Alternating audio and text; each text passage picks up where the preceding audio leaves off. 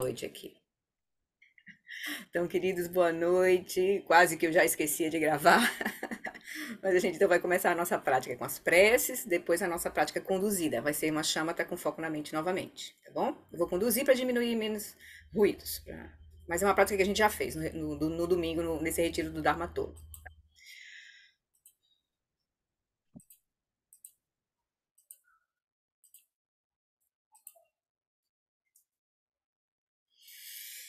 Então, queridos,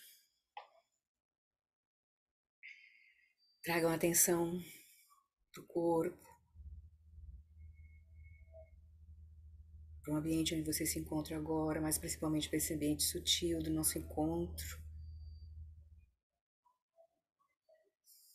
Iniciando, né, a nossa prática, como usualmente, diante de Guru Rinpoche, representando toda a linhagem viva desses ensinamentos e especialmente esses ensinamentos de Dudjom Limpa, que é uma linhagem muito curta, então são ensinamentos muito poderosos porque estão vivos ainda. Então, aspirando, né, gerando com a motivação sincera de nós realmente removermos todos os nossos obstáculos, para a gente usar todo o potencial que nós temos desta vida. A gente então inicia a nossa prática de hoje, desconectando essa inteligência dos quatro pensamentos que transformam a mente, que é uma inteligência que faz nós nos direcionarmos completamente para o Dharma. Lembrando que as facilidades e vantagens desse precioso renascimento humano são extremamente difíceis de encontrar.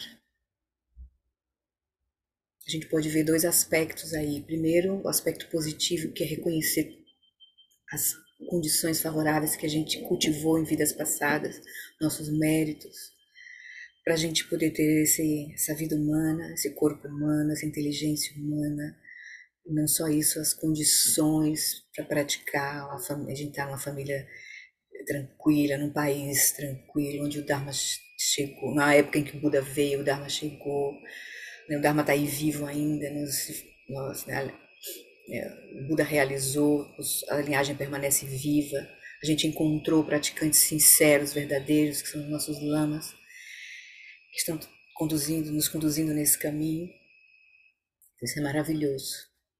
Então a gente se alegra por nós termos essas condições.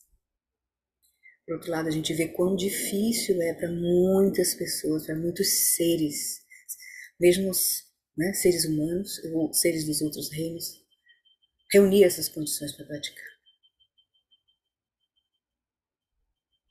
Mas a gente olha sabendo que é uma questão de momento kármico, não é uma questão de impossibilidade, é de momento kármico. Então nós nos alegramos com a nossa vida humana preciosa. Aí a gente se lembra que todos que nascem estão sujeitos aos fenômenos da impermanência e da morte. Lembrando da natureza impermanente de todos os fenômenos. Todos os fenômenos são como ondas no oceano. Eles surgem e cessam, dependendo das causas e condições. A gente lembra da impermanência sutil que está ocorrendo a cada momento, no nosso corpo, nossa mente, todas as coisas. E a gente lembra também da nossa morte, que vai acontecer no momento. Então a gente cuida das nossas prioridades, a gente cuida de aproveitar cada momento como um momento de prática. A gente simplifica a nossa vida. Aí a gente lembra que a causa e o resultado de ações virtuosas e não virtuosas não podem ser evitados. A gente lembra da natureza interdependente de todos os fenômenos. Então a gente cuida das nossas ações, porque tudo está interligado. O ambiente, nosso comportamento, nossa mente, o universo, é tudo interligado. Então a gente cuida das nossas ações em corpo, em fala, e principalmente em mente. buscando nos conectar com as ações virtuosas e evitar ações não virtuosas. A gente gerar menos sofrimento e trazer mais benefícios para nós e para os outros e continuar as condições favoráveis para o nosso caminho.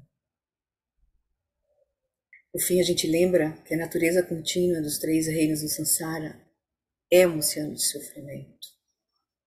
A gente olha para a natureza, profundamente para a natureza do sofrimento, reconhecendo que o sofrimento é causado principalmente pela nossa mente. Então a gente começa a entender claramente que por não reconhecermos a verdadeira natureza da nossa mente, da nossa experiência, nós nos confundimos, surgem as aflições, surge o autocentramento, a dualidade, as aflições mentais, as ações não virtuosas e delas o sofrimento. Isso gera mais, reforça o autocentramento, reforça as aflições mentais e as ações não virtuosas e sofrimento. É um ciclo infindável do Sansara que começa com ignorância e delusão. Então, vamos recordar disso. Natural surge em nós essa aspiração, a renúncia ao Sansara e a aspiração por cultivar o espírito do despertar, cultivar a lucidez para trazer benefício aos seres. E a gente sabe que essa é a condição nossa, mas esse potencial, nós temos esse potencial, mas é o potencial de todos os seres sencientes. Então, nasce em nós a semente, da renúncia e a semente da compaixão, do amor e da compaixão, que são a base da Bodhicitta. Então, que todos os seres tenham a felicidade e suas causas, principalmente todos aqueles seres que a gente tem contato, principalmente os mais próximos. Que eles sejam livres do sofrimento e de suas causas. Que eles nunca sejam separados da bem-aventurança sublime, que é livre do sofrimento. Que eles permaneçam em grande equanimidade, livres do apego e da aversão aos que estão próximos ou distantes. Então, com essa aspiração, com essa compreensão e com essa aspiração que surge, a gente renova nossos votos de refúgio nas 3 joias, no caminho, e da Bodhicitta, que é o refúgio de realmente a gente conseguir transformar completamente a nossa mente, trazer benefícios verdadeiros a nós e a todos vocês. No Buda, no Dharma e na excelente Assembleia da Sangha, até que alcance a iluminação, neles eu tomo refúgio. Que através da minha prática das 6 perfeições, possam todos os seres sencientes alcançar o estado búdico. Sangye chodan sokhi choknam lam janchu bardu dagni kyapsu chim dagi jinso gi pesonam kim drola penchir sangye drupashu.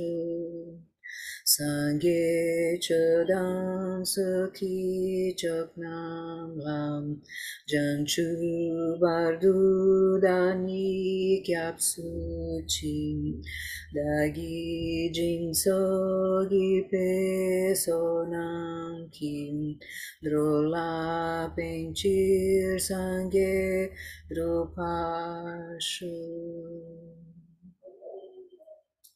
Então, com esse coração aquecido, com essa motivação, com nosso refúgio, Bodhicitta, a gente então, na presença de Guru Rinpoche, a gente evoca suas bênçãos, para que a gente possa remover todos os obstáculos externos, internos e secretos, para que a gente possa realizar a nossa verdadeira natureza como inseparável da natureza de Guru Rinpoche e de todos os Budas. Na fronteira noroeste de Odiana, no coração de um lótus, está sentado aquele renomado como Padmasambhava, que alcançou o espantoso supremo Siddhi e está cercado por uma hoste de muitas daquins. Seguindo suas pegadas, dedico minha prática. Por favor, aproxime-se e conceda suas bênçãos. Guru Pema Siddhi Hum. Om Wagen Yugen Ujan Sam Pema desa dompo lam Yatsen chogi nyudrunem Pema june jesudram Kudu kandro mampe kor Keki jesu dadruki Jingi lapchi sheksu so Guru pema siji hum Om Agenu Genu Jansam Pema Gesa Dompolam Yatsen Choginu Drunim Pema June Jesudram Kudu Kandro Mambe Kor Keki Jesu Dadruki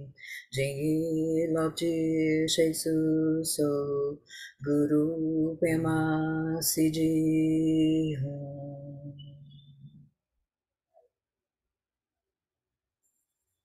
Sentindo a presença e as bênçãos de Guru Rinpoche emitidas para nós e para todos os seres. Com total confiança. A gente convida Guru Rinpoche para vir para o topo da nossa cabeça. Ele, olhando na mesma direção que nós, se dissolve em luz. Desce pelo nosso canal central. Repousa em nosso coração. Esfera luminosa, transparente e translúcida com as 5 cores de sabedoria. A mente de sabedoria. A gente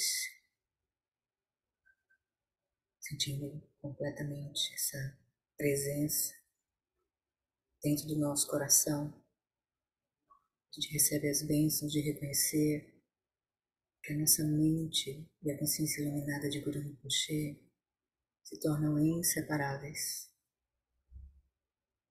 como água derramada na água, como espaço fundindo-se com espaço.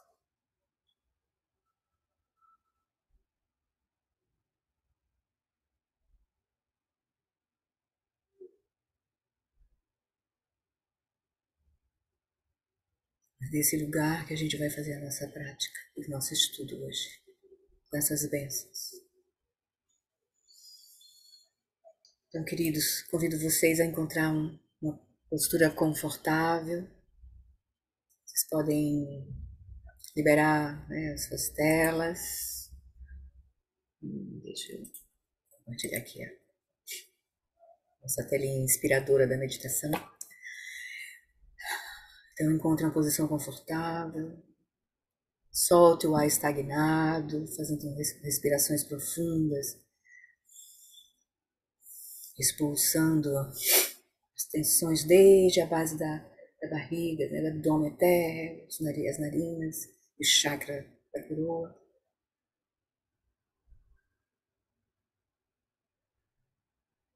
Se for favorável para você, deixe então, pratique a respiração do vaso, deixando o abdômen levemente estendido à medida que inspira e expira,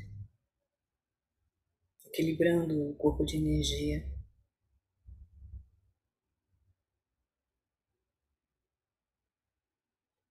Então, a gente vai começar a nossa prática.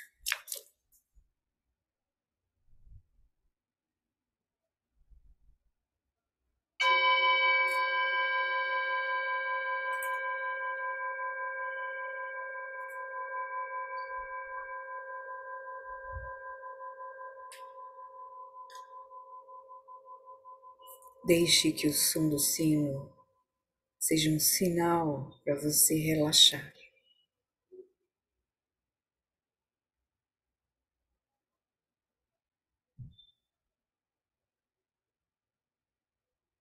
Deixe que a sua prática seja uma expressão da bondade amorosa por você mesmo e pelos outros, em uma gentileza ativa.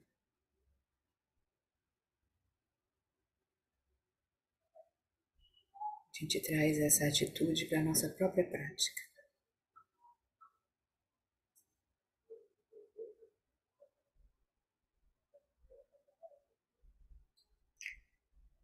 Então deixe que a sua consciência desça pelo corpo e estabeleça-o em seu estado natural, relaxado, quieto e vigilante. Deixa que a consciência ilumine todas as sensações táteis do corpo, soltando todas as tensões que encontrar, aproveitando cada expiração para soltar e relaxar o corpo.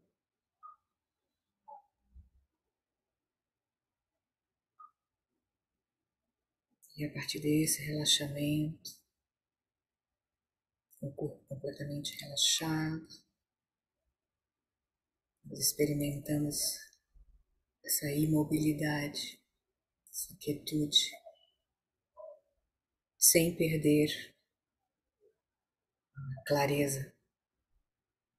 Sentimos o nosso corpo completamente vivo e presente.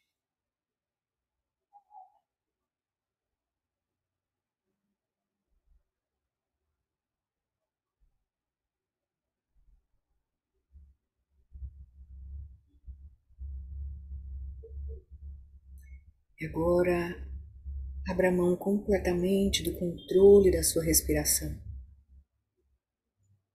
Permita que ela se estabeleça em seu próprio ritmo.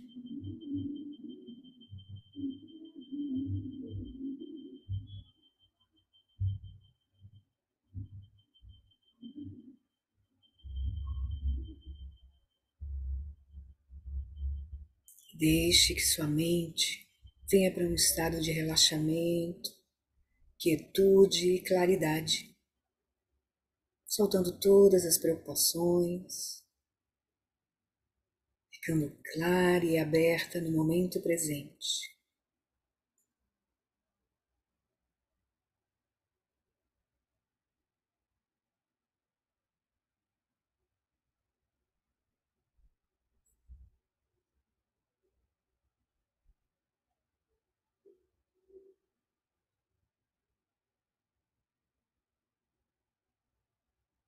Então, agora que nós estabelecemos essa base, a gente vai iniciar nossa prática principal.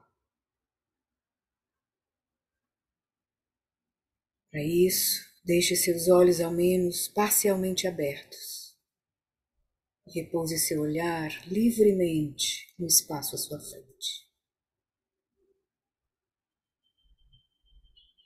Sinta a testa aberta e espaçosa. Sinta os olhos, todos os músculos ao redor dos olhos, soltos e relaxados.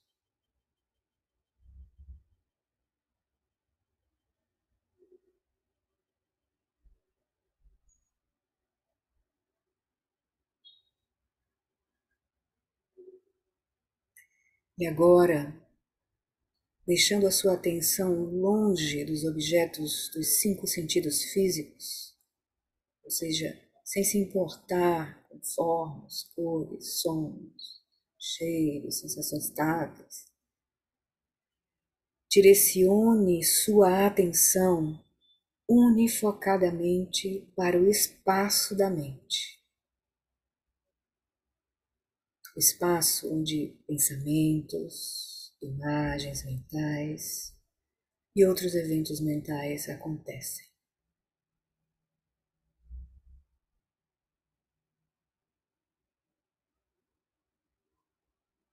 Se você não está familiarizado com essa prática de focar o espaço da mente, você pode usar esse recurso introdutório de gerar deliberadamente um pensamento discursivo, como por exemplo, esta é a mente.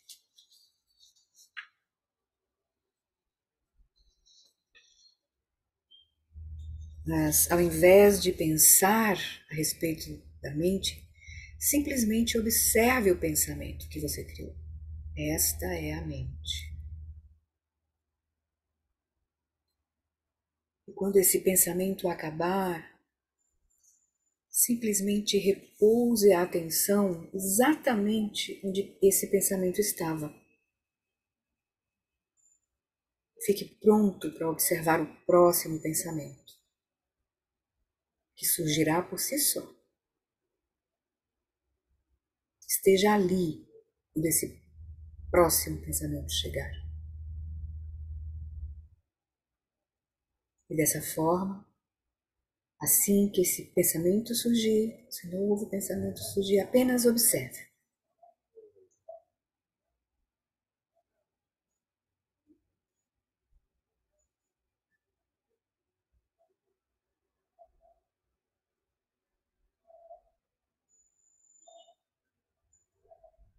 Ao invés de um pensamento, você pode também usar o recurso de gerar deliberadamente uma imagem na mente, como um pedaço de fruta, ou um lugar, o rosto de uma pessoa. Traga essa imagem para a mente, e quando essa imagem se dissolver no espaço da mente, mantenha sua atenção exatamente onde essa imagem estava, pronto para observar o próximo evento mental que surgir espontaneamente.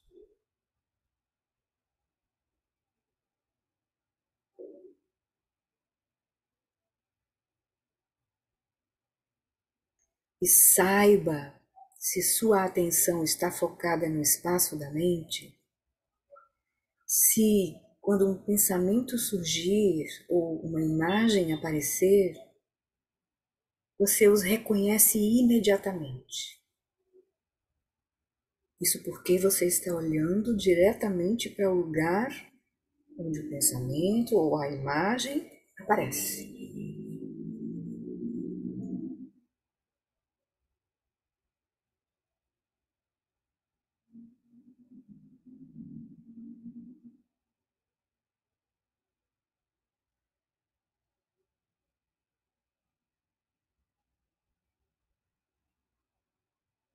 Seja qual for o pensamento ou a imagem que surgir na sua mente, apenas observe a sua natureza, sem pensar a respeito deles, sem agarrá-los, sem se identificar com eles, sem perpetuá-los, sem querer finalizá-los.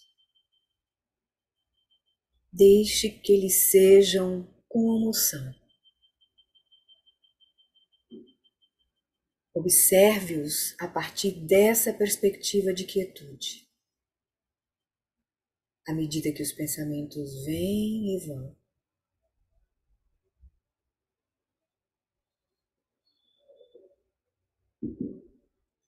deixe que a sua consciência permaneça imóvel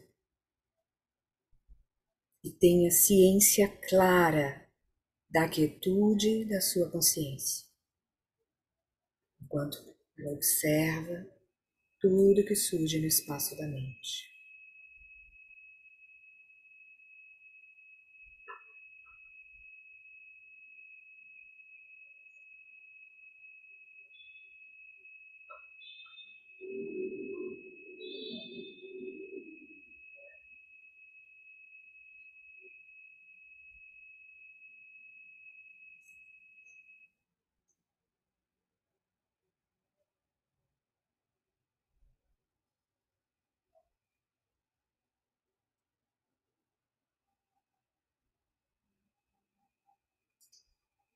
E com essa fundação de sua consciência repousando em seu próprio lugar,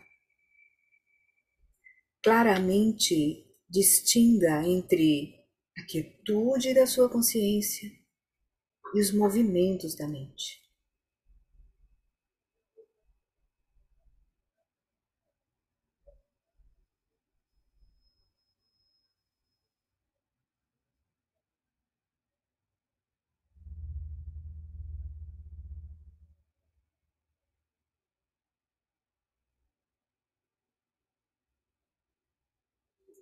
Deixe que a consciência dos movimentos da mente seja não conceitual, conhecendo diretamente a natureza dos pensamentos e outros eventos mentais que surgirem.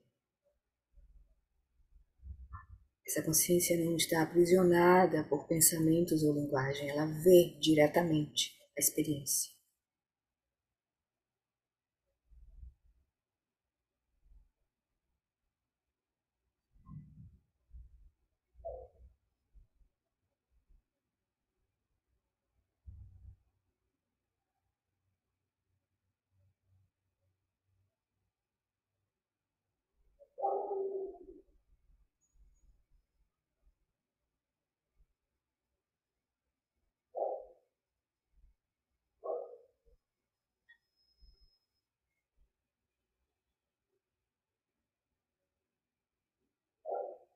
O objeto da atenção plena nesta prática é o espaço da mente e todos os fenômenos mentais que surgirem nesse espaço.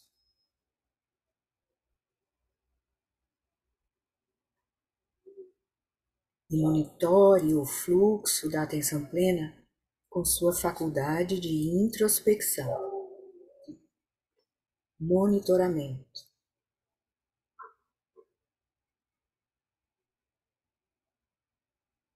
E assim que você perceber que a sua consciência foi colocada em movimento e aprisionada por distrações, deixe que a sua primeira resposta seja relaxar e soltar. Relaxe. Solte qualquer coisa que tenha capturado a sua atenção e retorne para o objeto da meditação, que é o espaço da mente, todos os fenômenos que surgem nesse espaço.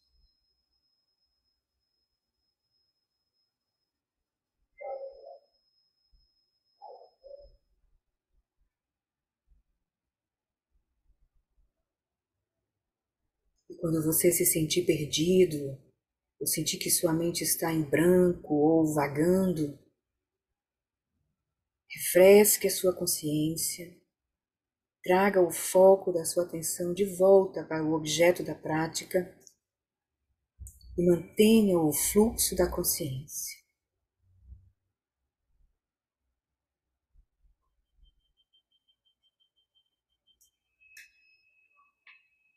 Então agora seguimos praticando assim por mais alguns instantes.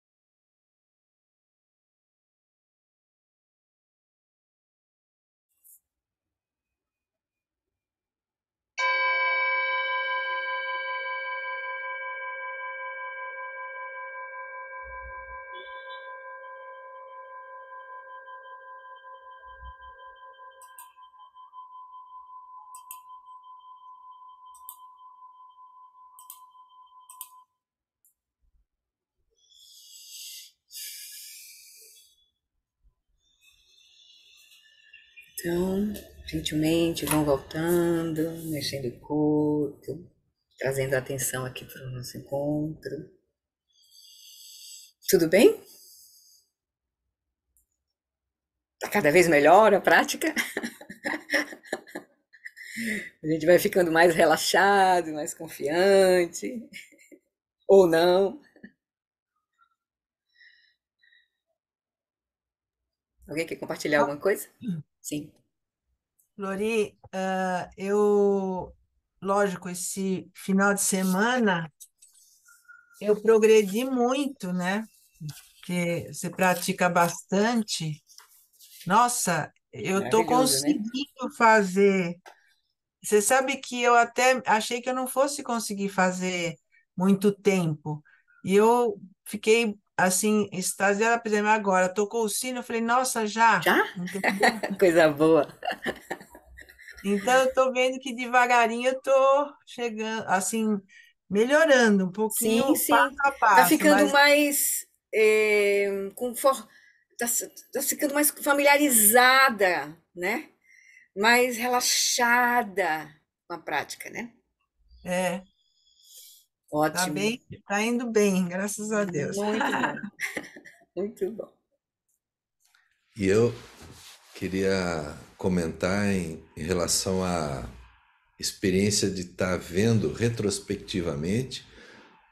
Parece que está diminuindo esse tempo e eu começo a ver os pensamentos passarem quase que na hora que eles passam mesmo. Ótimo. Eu acho isso muito interessante porque eu ficava com aquela impressão assim, sempre de, puxa, eu tô atrasado, né? Ah, quanto eu Uhum, perdi, eu estava uhum, dormindo. uhum. Não, agora eu tenho essa sensação de estar podendo acompanhar um pouco mais de perto todo esse panorama, assim. Ótimo. Mas não gera expectativa. O segredo é não gerar expectativas, sabe? Não ficar se comparando. E porque o ponto, como ele diz, né? Essa prática, o ponto principal é relaxar. É Uhum. relaxar, soltar. Essa preparação inicial é muito importante. Né, da motivação, do acalmar o corpo, de soltar a respiração, de acalmar a energia, e aí de ficar, de liberar a mente das preocupações primeiro, porque a gente pode vir, cada dia é um dia, cada prática que a gente sente é uma prática diferente. A gente não pode ficar querendo comparar. Esse é o ponto. Se a gente começar a fazer isso, a gente está gerando um problema, certo? Você sabe, eu vou Hum. aproveitar aqui o gancho e numa determinado momento que os pensamentos estavam vindo, aí e você falou, agora quando eles estiverem vindo, relaxa.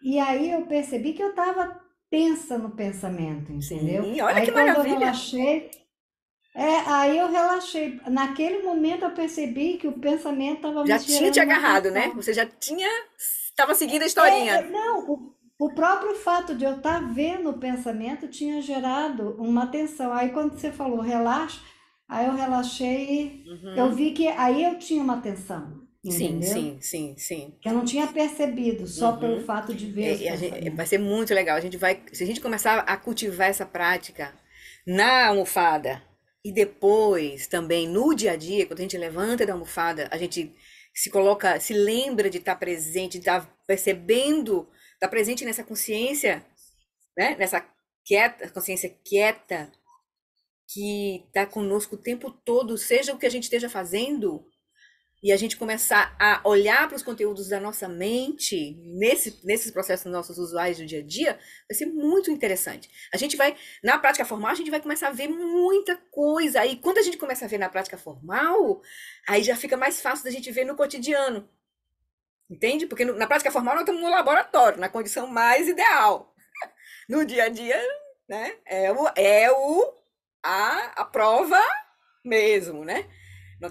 Ali nós estamos estudando na prática formal, mas no dia a dia é o ponto. Então vai ser muito maravilhoso a gente cultivar, mas a gente só vai obter isso se a gente praticar, né? Se a gente praticar. Mas a gente está nesse processo. É um processo gradual, a gente vai entendendo, a gente vai entendendo o contexto, a gente vai confia, ficando óbvio o que a gente precisa fazer, a gente vai entendendo a condução, entendendo o processo, né? E aí isso vai facilitando a prática, a gente vai experimentando um pouco, mas assim, solta expectativas, solta comparações, solta, sabe? Isso, bem importante. E procura manter a clareza para compreensão, para, né, para entender. E a disposição de praticar, de aplicar aquilo que está entendendo na prática, né? Que aí, e a aspiração de quando levantar, a gente levar para a vida, né?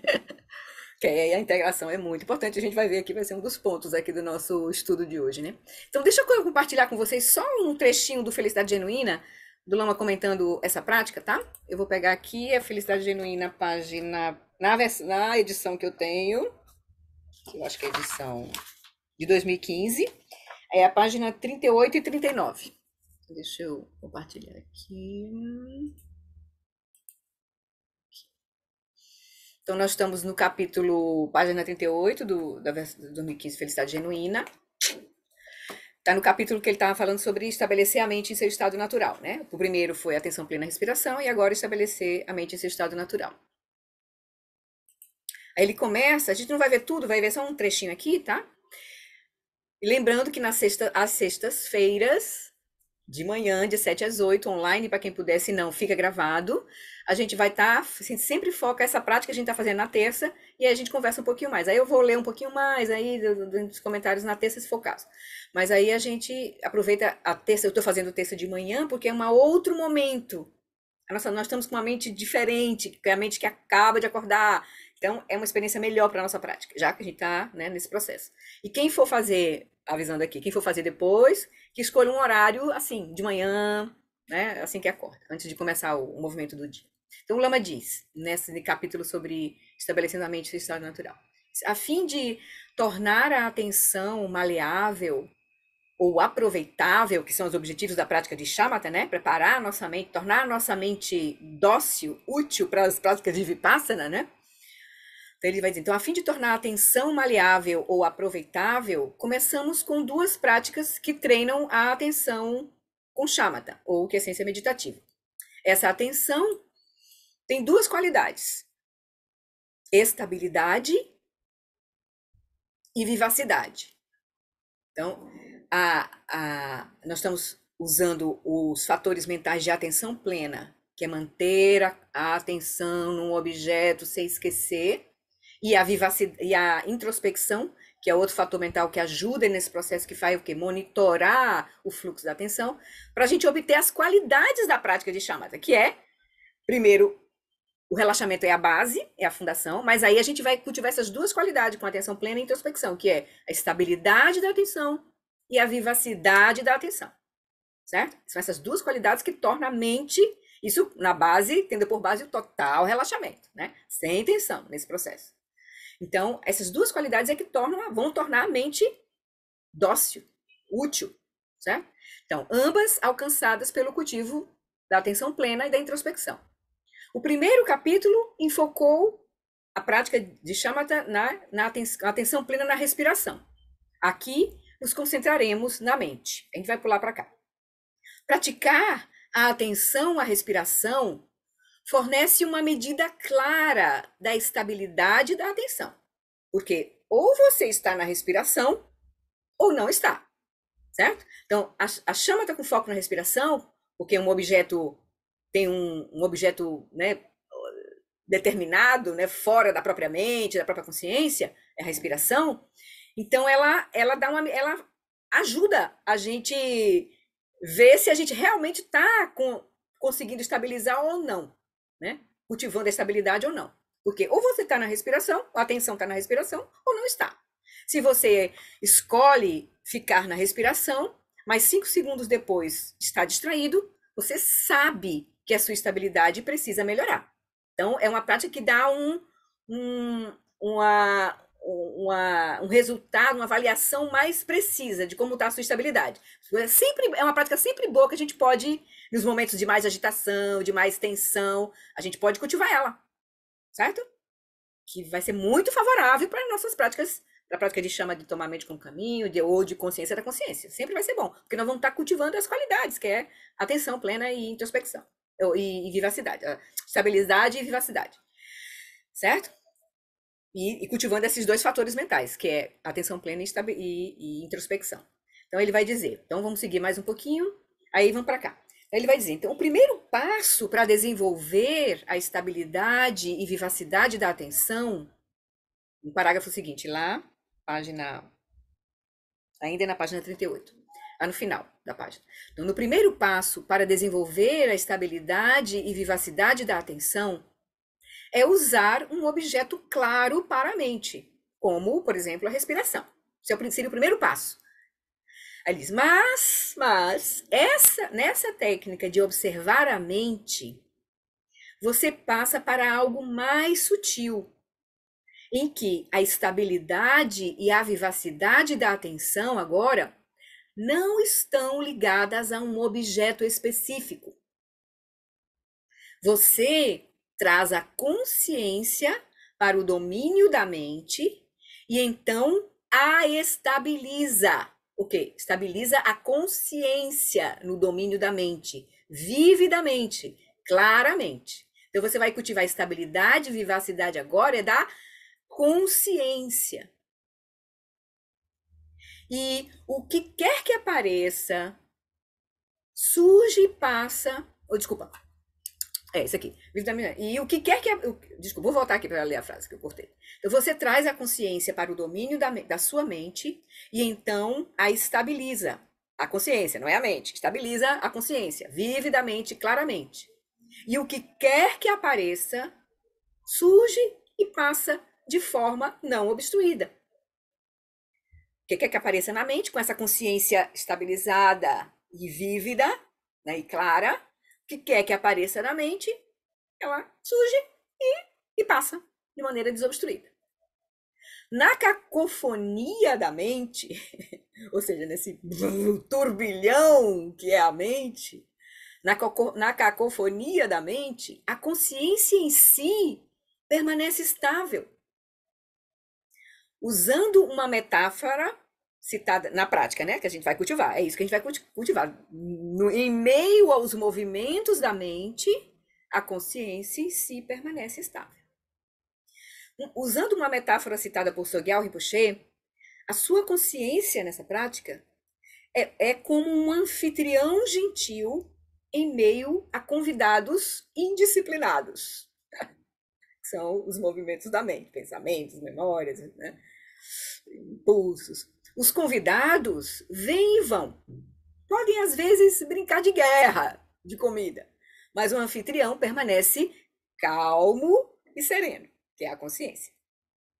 Então, essa é a imagem do que a gente vai cultivar, né, na prática. Mesmo quando você está observando o que surge no espaço de sua mente, ainda há objetos da consciência. A consciência agora está colocando o vetor para essa coisa sutil, que é esse espaço da mente e o que surge no espaço da mente. Antes, a consciência, na prática de atenção plena na respiração, o objeto era sensações táteis da respiração, certo? Eles, nessa prática de tomar, né, de chamata com foco na mente, ainda há objetos da consciência. Aí ele vai dizer, a dicotomia sujeito-objeto, nessa prática agora, mudou da atenção subjetiva à respiração objetiva, que era como operava o sujeito e o objeto na prática de atenção plena à respiração. Tinha uma atenção subjetiva interna, né, que a gente não sabe onde é que está, né? Tinha uma atenção, a consciência, observando objetivamente as sensações táteis da respiração, certo? Então era assim, na prática de atenção plena à respiração. Então a gente vai agora mudar essa dicotomia agora sujeito-objeto nessa prática de atenção plena à mente para uma consciência subjetiva dos fenômenos objetivos que surgem no domínio da mente. Certo?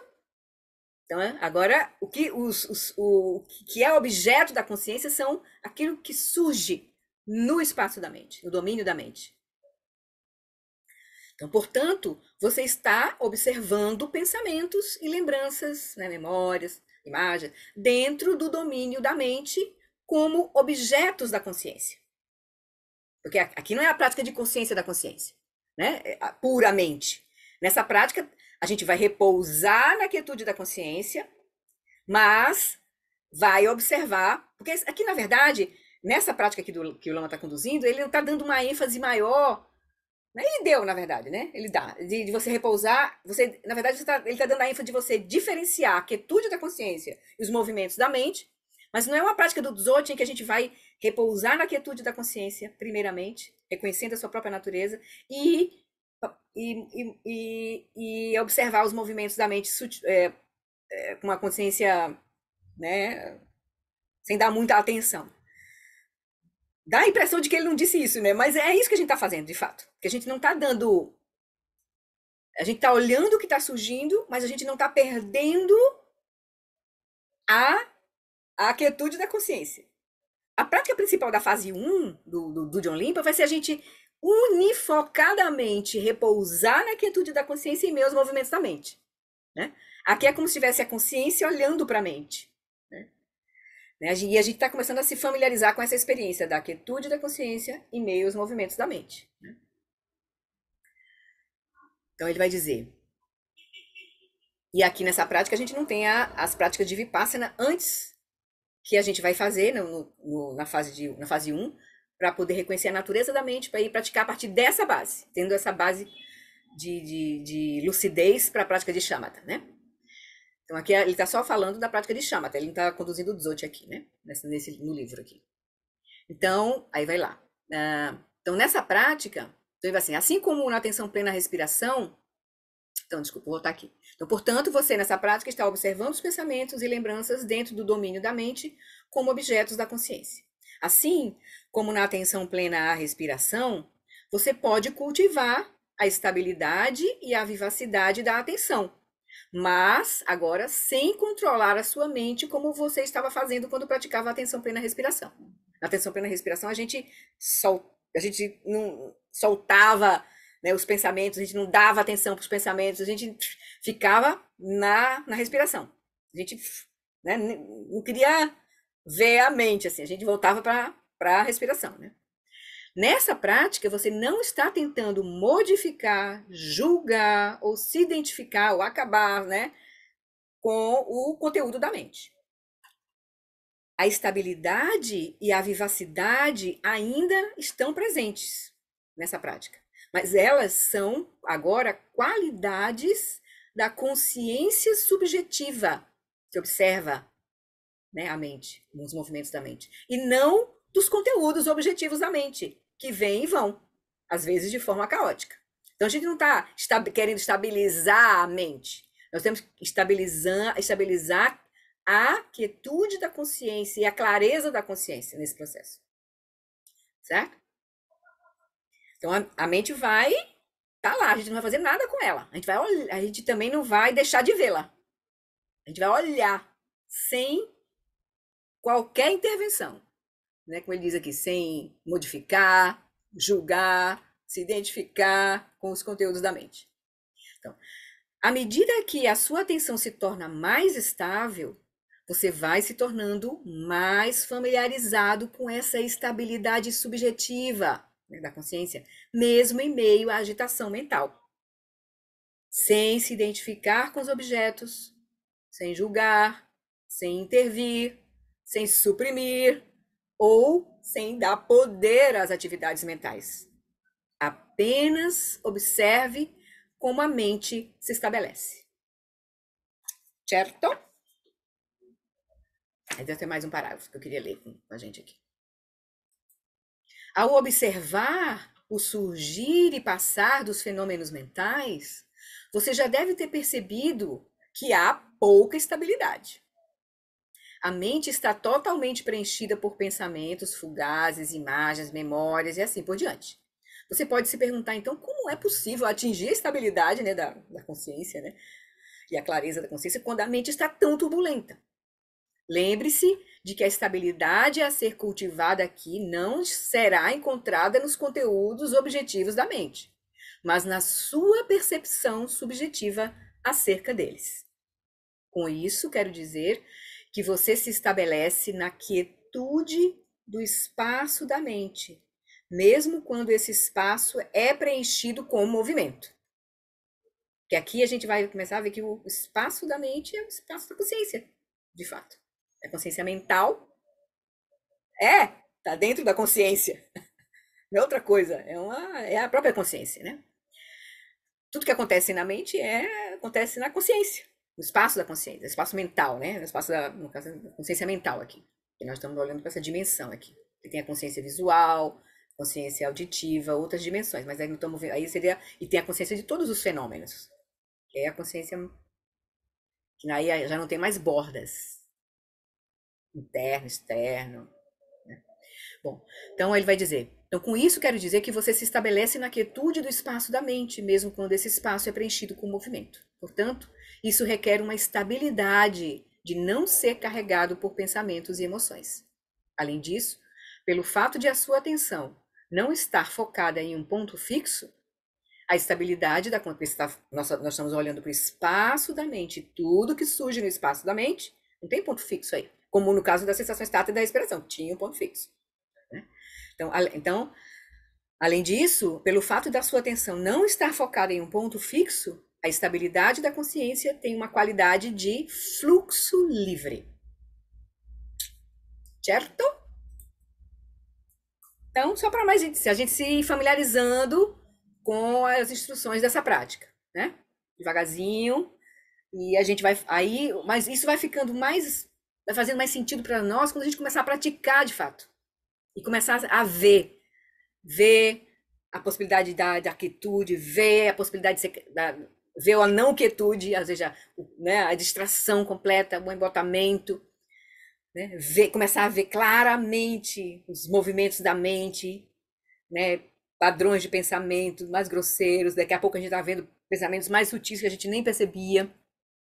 Então, esse vai ser um processo, né? É um processo de familiarização. Tá bem, queridos? Então, dito isso, como diz o Lama Fred, bora voltar para o nosso texto. Então, tá. Vamos lá para o Dharma Tolo, que hoje eu queria ver se a gente fechava esse ponto. Deixa eu mudar aqui só um minutinho. Mudar o livro. Aquietando a mente. Ok.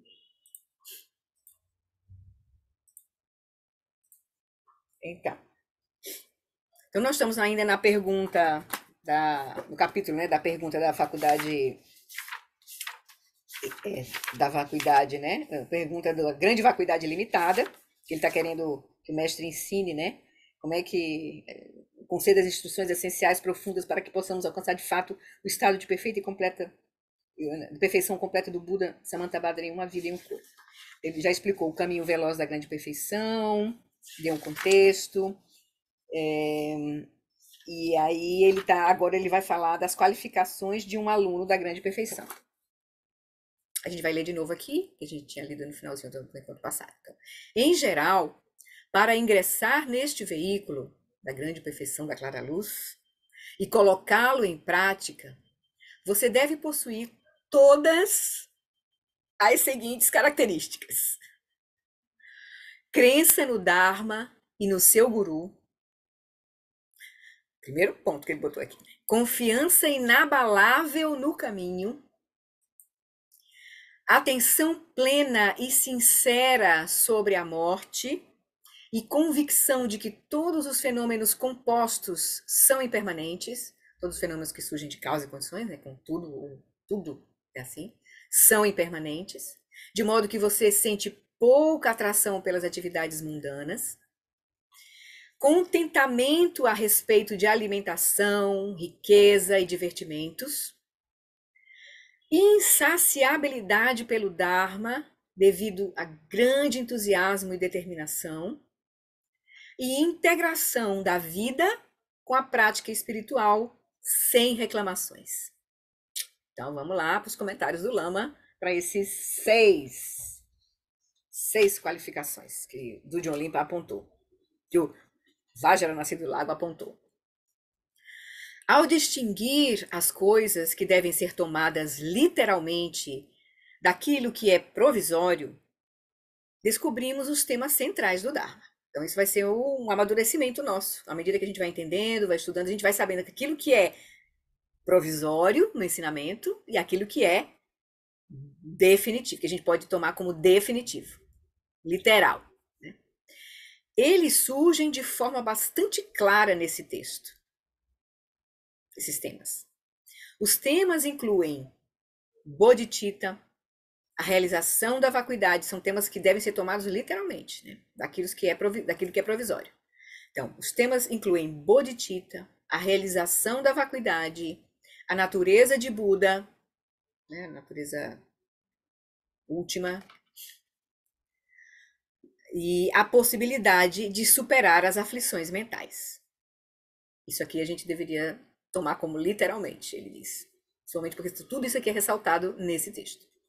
De outro ângulo, podemos observar a estrutura ampla do Dharma, baseado em coisas como ética, samadhi e sabedoria e as 6 perfeições. Aí vamos ler aqui a nota. Samadhi, no sentido limitado do termo, significa concentração focada. Mas, no sentido mais amplo implicado nessa tríade de ética, samadhi e sabedoria, que é ética, concentração e sabedoria, ou ética, samadhi e sabedoria, que é os 3 treinamentos, para a gente chegar na clareza completa. Então, nesse sentido aqui mais amplo implicado nessa tríade, samadhi refere-se a estados excepcionais de equilíbrio mental e bem-estar. Então, por isso que ele está dizendo aqui que samadhi aqui, é também uma coisa importante para a gente olhar. Então, de outro ângulo, podemos observar a estrutura ampla do Dharma baseada em coisas como ética, samadhi, sabedoria e as 6 perfeições, que seria a aplicação da sabedoria. Então, no que diz respeito à crença no Dharma, que seria o primeiro ponto lá do nosso rol de qualificações do aluno da grande perfeição, crença no Dharma, depois ele vai falar no Guru, Então, vamos lá. Então, no que diz respeito à crença no Dharma, existe o perigo de que a ênfase excessiva na fé apenas possa levar à indolência espiritual. Vi isso ocorrer tanto com estudantes ocidentais quanto tibetanos. Eu confio, aí você relaxa, porque acha que tem fé, o meu lama vai rezar pro lama, o lama vai vaporar um milagre, tipo assim, Aí vai dizer, então, uma armadilha é a indolência espiritual da modéstia, também, outra armadilha. Existem tibetanos que são muito firmes quando se trata da crença no Dharma, mas que assumem a seguinte atitude: não sou um tulco, por que eu deveria meditar? A pessoa não se esforça, Meditação é para os grandes seres, não para uma pessoa comum como eu. Essa é a desvantagem das agiografias, que é as biografias dos grandes santos, dessas agiografias maravilhosas de grandes seres, como a biografia de Milarepa, Tsongkhapa, Digme Limpa e do John Limpa, por exemplo, porque elas podem inspirar, mas também podem ser intimidadoras. E pensa, como é que eu vou praticar igual Milarepa praticou? Com todas aquelas austeridades que ele passou, Então você meio que confia, tem essa crença no Dharma, mas tem essa atitude de modéstia, tipo assim, não sou um tuco. Não dá para mim, Não dá para mim. Oi, Ana, ou Paulo. Você sabe, isso me lembra muito, quando tinha, sei lá, uns 9 anos, minha mãe mandava a gente para sempre tocar piano, aula de piano, isso e aquilo. Mas lá naquela época eu falei, mas credo, como é que... Sabe, eu nunca vou ser um Beethoven, ou isso, ou um aquilo. Por que eu vou ficar me acabando aqui com esse piano aqui, sabe? Isso naquela época, 9 anos, 8 anos, E aí eu fui desanimando, porque qualquer coisa para você entrar é difícil, E compara isso e aquilo, e o piano realmente... São hábitos, novos. É uma coisa comparativa. Aí eu fico pensando também, cara... Esses caras, aqueles yogis, aqueles filmes, assim, mas isso não sou eu. Vocês viram, Vocês viram, yogis no Tibete, não foi? No retiro, cheio de artrose e dor na coluna. Como é que vai ser isso, Aí eu fico pensando também. Pois bem, esse capítulo todo é para nos encorajar. Então, vamos lá. Vamos ver o que ele tem para nos dizer. Ele diz, essa é uma atitude que a gente deveria evitar. Primeira coisa, achar que não tem, não achar que não pode, né? Certo? Não é para você, não é para nós, né? Não tá na nossa. Então, vamos lá. Então ele vai dizer, ele diz, então, a fim de evitar a noção de fé, pode ser, que ele diz que fé pode ser essa noção de fé, né, pode deixar a gente levar a indolência espiritual, ou então essa armadilha dessa, né, indolência espiritual de achar que não é para nós também, né, por conta a gente não tá à altura, né, das práticas. Aí ele vai dizer, então, a fim de evitar a noção de fé, pode ser mais proveitoso pensar na abordagem da hipótese de trabalho. Lá no livro, no estudo do Budismo com Atitude, a gente estudou os 3 tipos de fé, né, no budismo. A fé da crença, que o Lama diz, né, a crença como uma hipótese de trabalho, que é essa que ele está trazendo aqui, a fé da crença, né, crença no Dharma aqui, ou crença no Guru, mas dentro dessa perspectiva, como uma hipótese de trabalho. A fé da admiração por aqueles que alcançaram estados elevados, e a fé da aspiração, que é a possibilidade de fazermos descobertas genuínas. Então, na verdade, nós vamos cultivar esses 3 tipos de fé no processo, né? Então, aqui, a fé da crença é na página 69 do Budismo com Atitude, né? Quando ele vai falar da fé como um fator importante para a gente desenvolver a estabilidade meditativa e revelar o mistério. Aí ele vai dizer, então, em outras palavras, podemos adotar... então, ele diz, é proveitoso pensar na abordagem da hipótese de trabalho. Fé como uma hipótese de trabalho. Crença como uma hipótese de trabalho. Em outras palavras, podemos adotar certas visões e viver de acordo com elas provisoriamente, enquanto fazemos o máximo para testá-las em nossas experiências, de modo que possamos descobrir por nós mesmos se são verdadeiras. Então, essa atitude de tomar a fé como a crença como uma hipótese de trabalho é essa. A gente entende a perspectiva, assume que, até porque tem exemplos e tal, que é possível, né? Aquilo não é uma coisa impossível, é possível de se atingir, e a gente aí começa a testar, se abre para testar na nossa prática, né? Aí, de modo que nós possamos descobrir por nós mesmos se são verdadeiras. Porque a inteligência, o cultivo da nossa própria inteligência no processo, da nossa participação ativamente no processo, é muito importante. Certo? No caminho. Então, podemos utilizar as hipóteses de que Shamatha foi elaborada para pessoas como nós.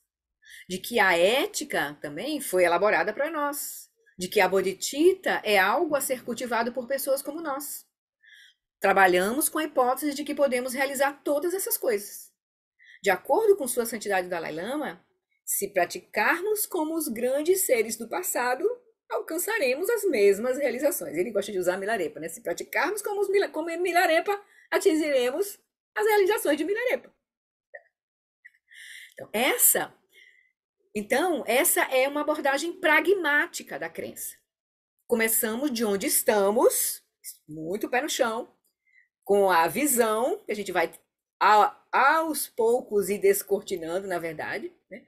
E ao invés de nos envolvermos com pensamentos de desejo, exageros e especulações, né? E que isso seria uma perda de tempo, né? Ele diz, desculpa, deixa eu voltar aqui a marcação nessa. Ele diz assim, então, essa atitude, essa abordagem da crença como uma hipótese de trabalho é uma abordagem pragmática da crença. Porque começamos de onde estamos, ao invés de nos envolvermos com pensamentos de desejo, exageros e especulações. Ou seja, ficarmos no reino da fantasia e não da realidade, assim, da nossa prática, de tomar aquilo como nosso e aplicar, né? Então, não estamos tomando a atitude de que simplesmente porque acreditamos em alguma coisa, isso garantirá algum resultado, tal como sermos salvos ou irmos para algum destino agradável depois da morte. Não é essa atitude essa é a atitude da fé cega, né? Mas essa atitude da crença como hipótese de trabalho, né? Em vez disso, nós devemos estar dispostos a reavaliar as nossas crenças enquanto avançamos, mantendo uma mente aberta. Então, a gente vai tem aí a visão, a gente vai trilhando o processo, você viu, sentiu dificuldade aqui, mas aí você compreendeu melhor, você abriu, uau! Aquilo é possível, como o Paulo disse, uau, já estou vendo esse movimento já. Isso é pequenas realizações, né? A gente vai tendo pequenas realizações. E isso vai dando confiança, clareza, e vai possibilitando que a gente até vá mais adiante nessa visão, né? Da compreensão dos ensinamentos. Até porque a gente sabe que os ensinamentos têm muitos níveis, né? Apesar daqui a gente estar sendo apresentado ao nível último, para a gente chegar lá, a gente precisa ser como aquela criancinha, não podemos ser como uma criança que está indo para uma palestra de um físico prêmio Nobel. A gente precisa, para poder a gente entender os ensinamentos, a gente precisa chegar, estar em condição, precisa praticar as etapas para estar em condição de ouvir aquilo. Então, isso é um convite para a gente assumir o nosso próprio caminho. E, né, ir compreendendo, ir praticando, e ir vendo os resultados e se abrindo, né, com a mente aberta para cada vez mais ampliar essa visão, né? As hipóteses de trabalho ficarem cada vez mais profundas, né? Mais profundas, né? Então, vamos ver. Então, ele vai dizer: então, em vez disso, devemos estar dispostos a reavaliar as nossas crenças enquanto avançamos, mantendo uma mente aberta. Tem um esforço nosso nesse processo no caminho. Não tem como... Não é um caminho que a gente senta e espera as bênçãos do Buda cair na nossa cabeça. Então, assim, quando alguém diz Padmasambhava está aqui, agora, o que isso significa? O que isso realmente significa? Se você acredita que possui a natureza de Buda, o que isso significa? Na nossa experiência, para nós. Essas são as perguntas que a gente tem que fazer. O que significa acreditar que existe continuidade de consciência de uma vida para outra? A hipótese deve ser explorada, testada. Por exemplo, por algum tempo você pode ter tido a crença de que as marcas kármicas são carregadas de uma vida para outra. Mas, ao reavaliar essa velha hipótese, você pode descobrir que essa é uma formulação um tanto grosseira em comparação com um novo conhecimento mais sutil que você adquiriu. E quando a gente começar a compreender a natureza do karma, a vacuidade do próprio karma, aí a gente vai avançar nessa afirmação aí, nessa compreensão, certo? Assim, você revê e reavalia tais hipóteses de tempos em tempos, dando maior significado a elas. A base para essa abordagem é manter uma mente aberta, né? E ativar o fator mental da inteligência, que é prajna, no processo todo. Né? E, claro, uma mente clara, quieta, né? Atenção plena, introspecção, estabilidade, vivacidade da atenção, isso vai ajudar muito no processo. Né? Então, a base para essa abordagem, então, é manter uma mente aberta, que é o que nos foi solicitado desde o princípio. Aí ele falou aqui sobre a crença no Dharma, né? Então, a gente tem que ter essa atitude de hipótese de trabalho e usando a nossa inteligência. Prajna. E quanto à crença no seu guru? Aqui, de novo, podemos usar uma hipótese de trabalho. O professor não precisa ser um bodhisattva, mas deve ter uma motivação altruística e um sólido entendimento do assunto. Podemos perder muito tempo indagando: será que o Lama X ou o professor Y atingiu tal coisa? Conjecturando sobre a realização do professor, por exemplo. Tendo em mente que lamas, professores e estudantes sérios do Dharma estão em constante fluxo, tentar definir com exatidão suas realizações é inútil. É perda de tempo, você está olhando para o lugar errado. É mais importante para nós termos fé em Samantabhadra, em Padmasambhava, no Buda. Eles não são meras figuras históricas. Eles estão conosco neste exato momento. O que é que isso significa? A gente pode perguntar, né? Então se a gente está compreendendo os ensinamentos, o que a gente está chamando de né, Padmasambhava, Samantabhadra, Padmasambhava, Buda, é a natureza última da nossa própria mente. Então, a gente vai confiar nisso e ver, a partir dali, você olha para o professor. Né? Você está olhando para o professor desse lugar. Ele está manifestando a natureza última da mente. Deixa eu parar aqui, que o Darcy abriu aqui. Oi, Darcy.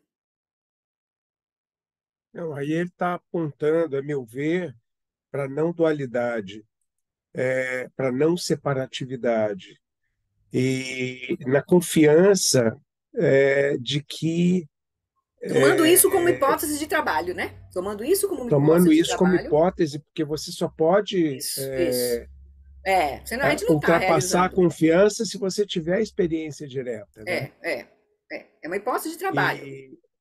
Pois é, mas eu acho interessante porque ele não aponta para uma fé cega ou uma Isso, fé puramente devocional. sim. Eu fiquei muito tocado no nosso retiro quando a G apresentou um vídeo de um lama que eu não sei qual que é, um Rinpoche, se alguém Tulku souber. Tondrop. Tulku Tondrop. Isso, maravilhoso, Lindo, maravilhoso. lindo. Para mim mudou totalmente a visão de aspectos devocionais, porque ele também vai construindo a questão com base na não dualidade, da Isso. inseparatividade, Maravilhoso né? ele. E aí Maravilhoso. o Guru Yoga começa a fazer sentido Sim, de fato, né? sim. Maravilhoso. Acho Maravilhoso. É isso aí. importante para burro, isso para É mim, isso pelo aí. menos. Né? É isso aí. Exatamente.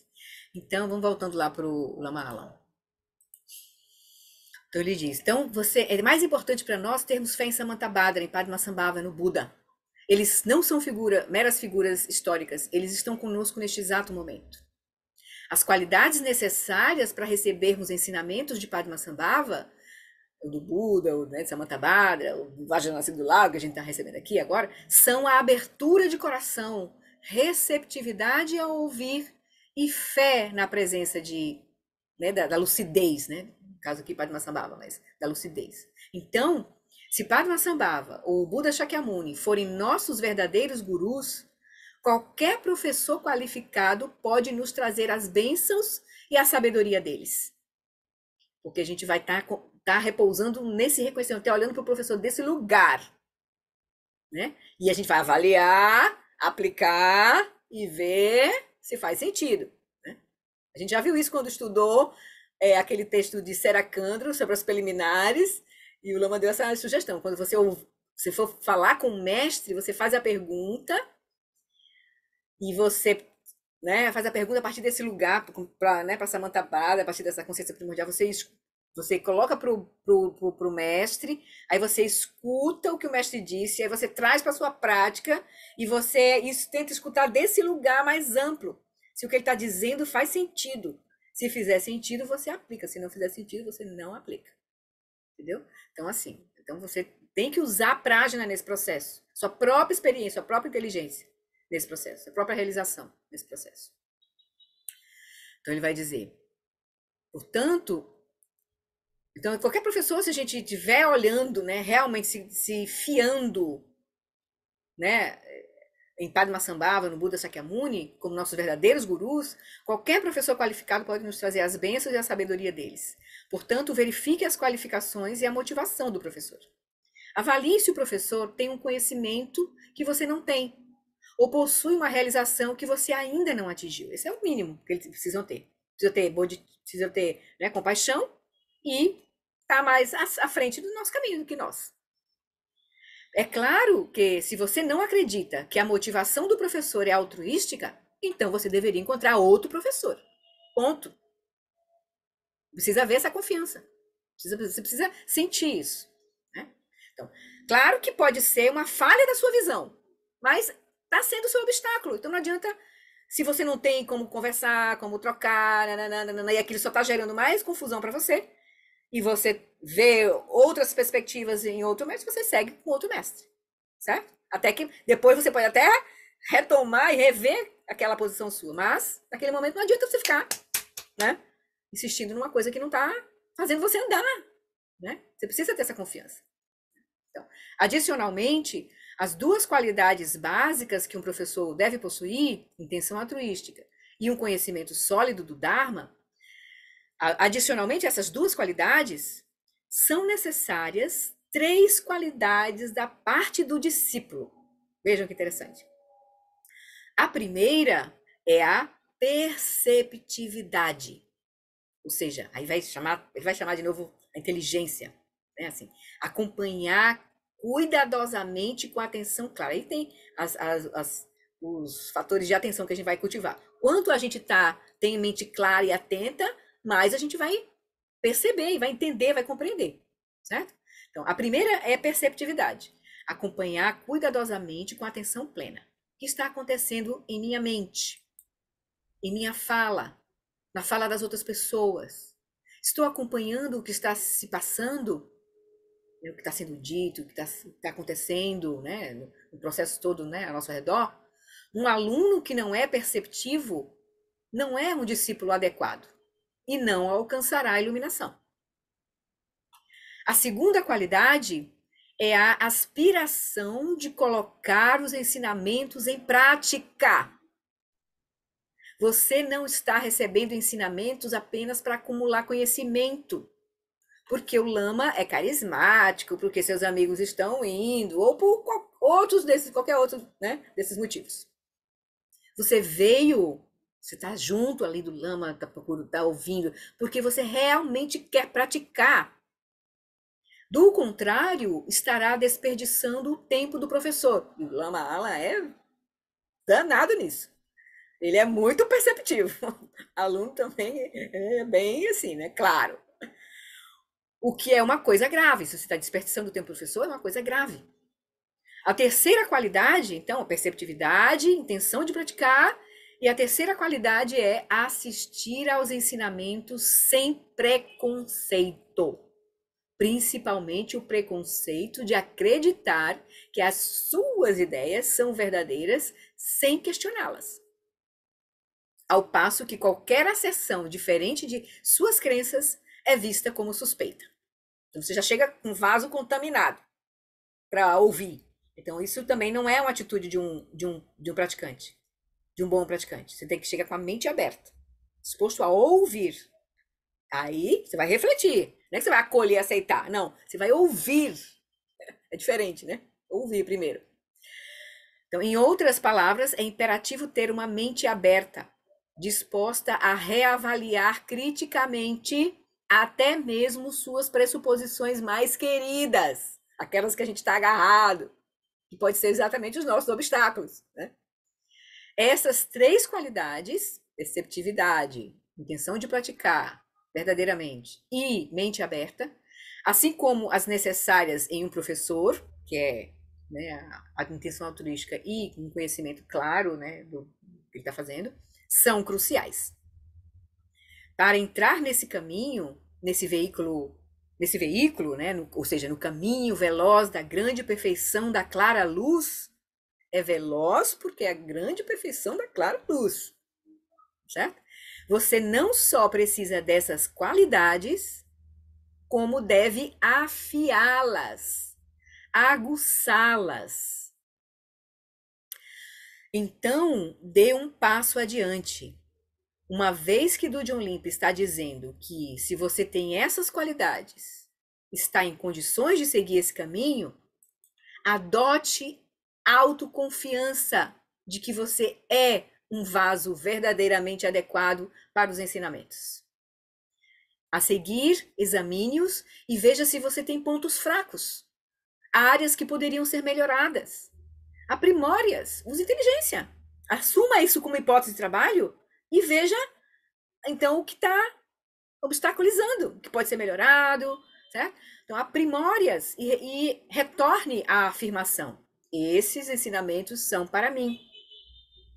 São ensinamentos que posso praticar, que posso seguir, assim como os grandes mestres Dzogchen do passado fizeram.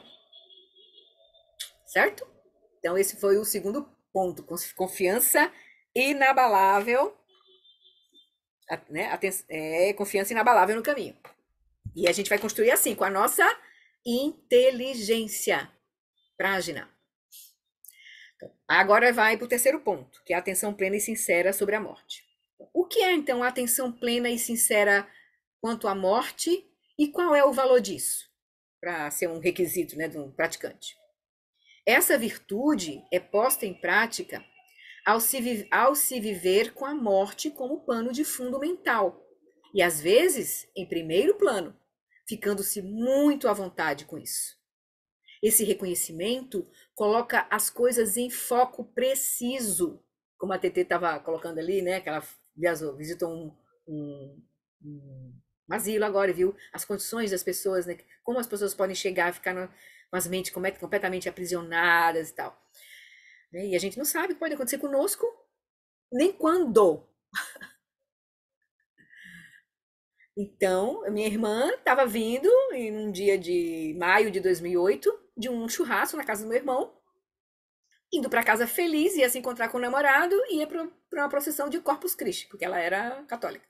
Ela simplesmente se encontrou com o carro dela se encontrou com uma carreta. E ela agora, desde 2008, está em cima de uma cama, completamente dependente. Certo? Então, ela é 2 anos mais nova que eu. Então o que é? Então, esse reconhecimento coloca as coisas em foco preciso, nos dá a convicção de que todos os fenômenos compostos são impermanentes, de modo que você tem pouca atração pelas atividades mundanas. A gente prioriza, a gente simplifica as coisas, a vida. Então, à luz de nossa morte, nossos desejos mundanos são vistos pelo que valem. Por exemplo, sinto desejo por meu pão favorito. Pego um pedaço e como.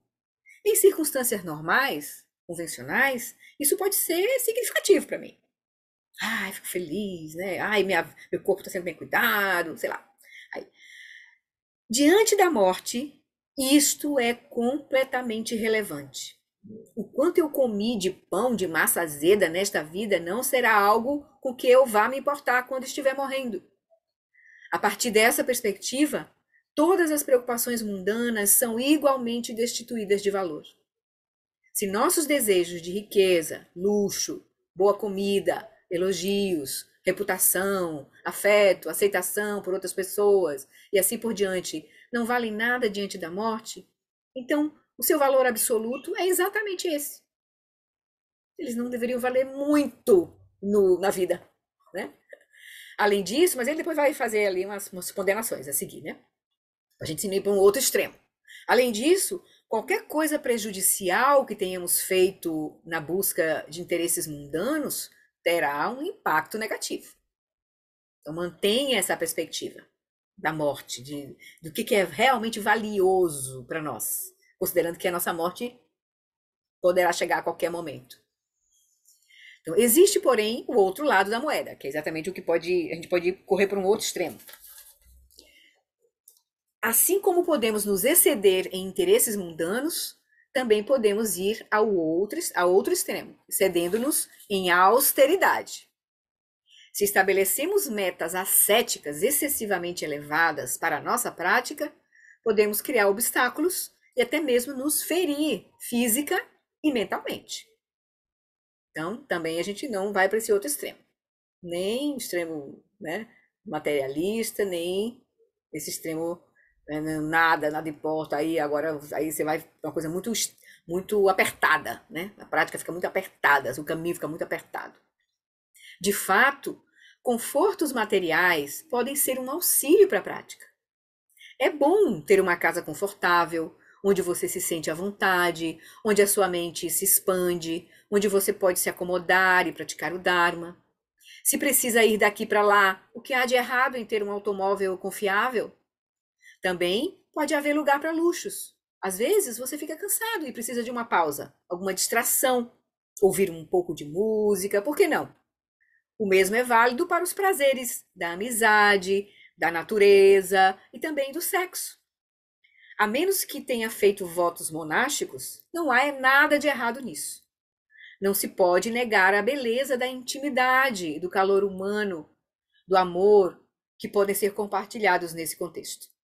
Ficar agitado sobre a quantidade de sexo que você anda fazendo, se a quantidade de sexo que está fazendo é um excesso, Mas se o sexo faz parte da intimidade e de um relacionamento amoroso, especialmente de um relacionamento no Dharma, não há nada de errado nisso. Então, seguindo a mesma linha, não precisamos ficar demasiadamente preocupados com elogios. Se elogios fossem inteiramente ruins, jamais deveríamos elogiar uns aos outros, ou reconhecer as boas qualidades e ações de alguém, porque estaríamos envenenando essa pessoa. Mas, pelo contrário, elogios podem ser muito úteis. Receber o reconhecimento, o afeto, a aceitação, o respeito daqueles ao nosso redor. O problema é não ter apego a isso, né? Envolvido apego, fixação nesse processo. Os interesses mundanos têm o seu lugar, contanto que a nossa motivação central seja a prática do Dharma. E só quando só quando invertemos as coisas, ou seja, quando, por exemplo, praticamos o Dharma para que as pessoas gostem mais de nós, para melhorar a nossa situação material, etc, etc, ter reconhecimento, né? Que valorizamos a nossa prática e transformamos o Dharma em chacota. Desvalorizamos a nossa prática e transformamos o Dharma em chacota. Mas, enquanto a gente estiver, né, buscando condições favoráveis para a gente praticar, se a nossa motivação realmente for praticar, de fato, o Dharma profundamente, as coisas, né, alguns confortos são favoráveis para a nossa prática. Né? Podem ser favoráveis. Desde que a gente não esteja cultivando apego. Isso é importante. Todavia, a atenção plena, e até porque se a gente estiver praticando, a gente vai ver que está cultivando apego. E aí vai ser a oportunidade de liberar. Então, todavia, a atenção plena e sincera da morte coloca tudo em perspectiva. Alinha as nossas prioridades, o que é, afinal, o objetivo do Dharma. A consciência da morte nos ajuda a reconhecer que tudo em que nos fixamos, incluindo professores, ícones, altares, textos, tradições, ensinamentos, ambientes do Dharma, o tempo que dedicamos à nossa almofada, sem fixação. Cultivou fixação, nós estamos cultivando o contrário do Dharma, né? Sem contar todos os nossos interesses mundanos. Tudo isso está sujeito à impermanência. Então, voltando ao que ele diz, né? A consciência da morte nos ajuda a reconhecer que tudo em que nos fixamos, tudo isso está sujeito à impermanência. Tudo passa. Portanto, todos os fenômenos compostos são impermanentes. Você sente pouca atração pelas atividades mundanas. Ele não disse nenhuma atração. Ele está dizendo pouca atração. Desse modo, quando eu pegar o prato de pão de massa azeda e ele cair no chão, por exemplo, não ficarei terrivelmente perturbado. Não vai ter apego ali. Né? Então, nem apego na nossa própria prática. Porque não é o apego que a gente está cultivando, está cultivando lucidez. Então, se tem apego, a gente vai trancar, a gente vai tensionar, entendeu? Então, a gente tem que distinguir entusiasmo, ele vai dizer lá na frente, o último é entusiasmo, insaciabilidade, mas é sem apego e sem fixação no processo. Então, aí ele vai agora para o outro ponto, que é contentamento, é o quarto. Contentamento a respeito de alimentação, riqueza e divertimentos. Quarto, aí já estamos acabando, acho que dá para a gente fechar. Então, contentamento a respeito de alimentação, riqueza e divertimentos. O ideal monástico, né, para quem fez os votos monásticos, está seguindo o caminho monástico de prática, o ideal é ficar contente com o que é adequado. Assim, de um lado, contentamento em relação à alimentação, comida é boa bastante, e também a riqueza, ter o bastante. E quanto aos divertimentos, mais uma vez, é bom ter alguma distração de vez em quando, talvez uma caminhada ou ocasionalmente alguma música. Ele está dizendo que o ideal de contentamento com respeito à alimentação e riqueza é bom a gente usar mais ou menos o parâmetro do caminho monástico, né? Ou seja, ficar contente com o que é adequado. Aí a gente vai usar os nossos parâmetros, né? Quem é que falou? Cris, né? Vai ter que ir, né, querida? Tá bom, querida, obrigada. Até breve. Depois você vê o restinho. Então, tudo bem para vocês a gente continuar? Vai ser mais uns 5, 6 minutinhos. Então tá bom. Então o ideal, então, em relação à alimentação é a comida ser boa o bastante e a riqueza ter o bastante. E quanto aos divertimentos, também é bom ter alguma distração de vez em quando, talvez uma caminhada, ocasionalmente alguma música, uma coisa que te traga também uma felicidade, né, ali, e tire essa rigidez, né? Então, assim, por um lado, você tem contentamento em relação ao mundano, mas insaciabilidade, que é o exato oposto do contentamento, pelo Dharma. Então, a gente vai cultivar essas duas coisas, que é o ponto 5. O ponto 4 é contentamento a respeito das coisas mundanas. E o ponto 5 é insaciabilidade pelo Dharma, que é o contrário do contentamento. Você vai, com grande zelo e determinação, você simplesmente não se dá por contente em relação ao Dharma. Ah, já sei o suficiente. Não, nunca. Você vai até atingir a completa liberação. Certo? Então, até alcançar a iluminação, você é insaciável. Então, a gente não fica assim, tá bom, é aqui, né? Fiquei aqui, cheguei. Então, por fim, é o último ponto. Chegamos à integração da vida com a prática espiritual sem reclamações. Então, você quer integração total. Não tem, a gente vai superar qualquer dualidade de prática e vida. Por exemplo, se está alternando uma semana, aí ele dá um exemplo aqui interessante aqui. Se você está alternando uma prática que é assim, uma semana de retiro com 3 semanas vivendo sua vida normal. Então, você passaria uma semana apenas focando de modo conjunto as práticas formais específicas. Você já vai estar, né, fazendo uma coisa mais intensa, como vocês fizeram agora no fim de semana, né? Uma forma mais intensa, é legal. Você vê que a mente se acalma. Quando você faz um retirinho assim de uma semana, que você para tudo e faz, você vê, uau, como é precioso, porque você para, você foca, aí você acalma a mente, você entende melhor os ensinamentos, se aprofunda, né? Você pode fazer até um estilo meio assim, né? Uma semana de prática formais específicas, seguidas da integração total dessas práticas na sua vida nas semanas seguintes. Você segue dessa forma, mergulhando, talvez de forma um pouco mais profunda na prática formal, e então efetuando novamente a integração completa na vida cotidiana. É claro que a ideia é que a sua prática e a sua vida sejam coextensivas. Não haja esse senso de separação. Como o óleo que penetra o papel. Não há uma parte do papel que não seja tocada pelo óleo. É assim que a gente tem que imaginar que a nossa prática vai permear a nossa vida. E seja o que for que a vida lhe apresente, em termos de dificuldades e desafios, você encara tudo com compostura, sem reclamar. Encara tudo como prática. Então, são apenas 6 pontos. Aqui ele termina, né? A listagem, o comentário dos 6 pontos. Então, são apenas 6 pontos, conforme listado acima. Nenhum deles é desanimador. Lembra que são pontos que ele diz que, em geral, para ingressar neste veículo e colocá-lo em prática, você deve possuir todas as seguintes características. Então, são apenas 6 pontos, conforme listado acima. Nenhum deles é desanimador. Nenhum é intimidante. Tampouco impossível. Em todos eles existe a oportunidade de maior crescimento, de maior convicção, né, de uma convicção mais profunda no Dharma, de confiança mais profunda no Guru, de confiança mais profunda no caminho, de uma consciência mais clara, vigilante e aguda da morte, de maior contentamento. Basicamente, surge uma insaciabilidade crescente pelo Dharma. Por quê? Porque você o ama muito, isso é entusiasmo. Não é apenas amor, também há uma firmeza por trás dele, sabendo-se que a prática do Dharma nem sempre será divertida. É assim que entra a determinação. Então, entusiasmo e determinação vão ser naturais nesse processo, porque a gente vai vendo o desenrolar, né, dos nossos obstáculos e as visões cada vez mais profundas se descortinando para nós, sabendo que obstáculos virão e a gente vai ter que, né? O caminho é iluminar tudo que vem à nossa frente, né? Tudo que vem, a nossa mente, a nossa experiência. Então, é como estar dirigindo em 4ª marcha e de repente encontrar buracos em uma subida íngreme. Assim vai ser mais ou menos o nosso caminho.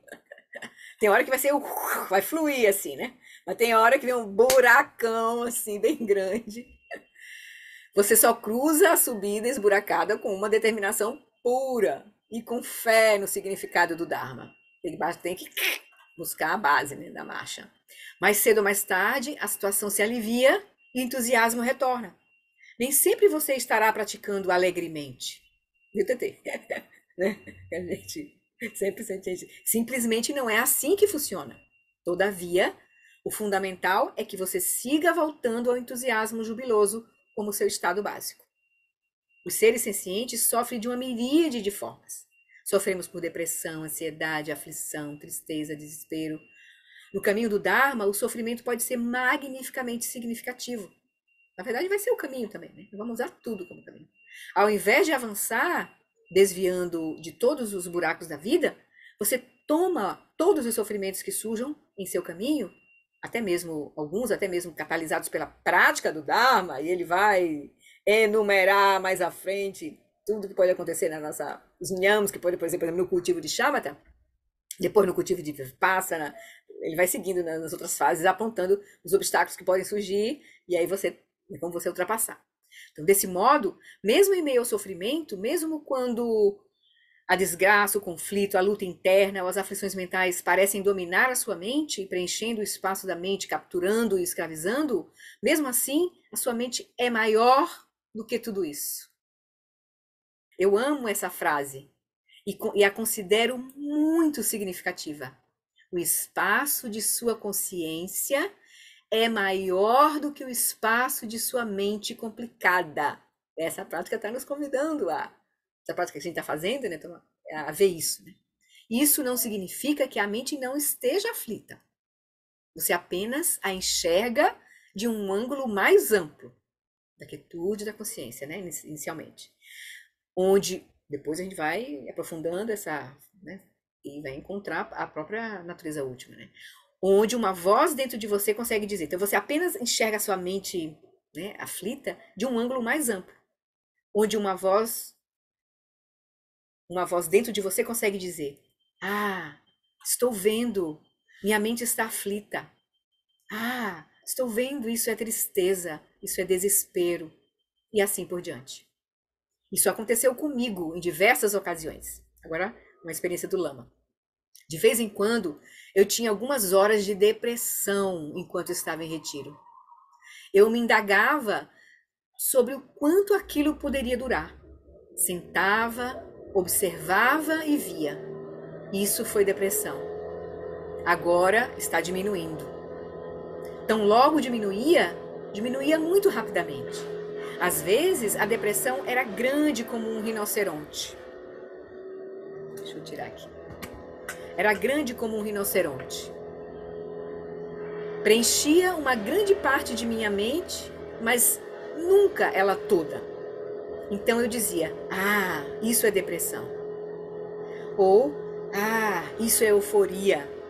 Ou então, ah, isso é esperança, isso é medo. Somado a isso, havia um enorme bicho-papão que passei a reconhecer muito bem. Quão rápido estou progredindo. Expectativa. Essa é a versão espiritual do já chegamos, papai. É como se fosse a criancinha lá com aquela experiência, já chegamos, e aí? Né? Quão rápido estou progredindo, estou andando. Esse é um dos empecilhos mais perniciosos. Então, eu olhava para isso e apenas sorria. Quase que ele falou com Paulo aí, não foi, Paulo? Com a gente, com nós todos aqui, né? Pois, queridos, terminamos aí esse tópico onde ele apresenta essas 6 características necessárias para o praticante da grande perfeição. Tá claro, deve possuir a seguir. Então, ele diz, não é intimidadora. Então, a gente... vamos olhando, vamos tomar como hipótese de trabalho, vamos praticando e vamos reconfigurando as nossas visões. Tá bom? Então vamos fazer a dedicação. E aproveitando Sim. esse momento precioso que temos uma Flori nos ajudando, uma Jane. Ai, meu Deus, vocês é que estão me ajudando, vocês nem sabem. Vocês é que estão me ajudando. Esse grupo aqui está sendo maravilhoso para mim. Que eu possa remover todos os obstáculos, toda a minha confusão, gerar um pouquinho de mérito para ter as condições para praticar mais à frente. Pois vamos então fazer a dedicação, queridos. É sério mesmo, é sério. Muito importante para mim. Assim. Então tá. Para minha prática, né? Tô falando. Então tá, deixa eu pegar as preces, que já estamos aqui avançados aqui no nosso horário. Sorry. Por esta acumulação de méritos, possa eu obter a onisciência que tudo vê e possam todas as falhas ser superadas.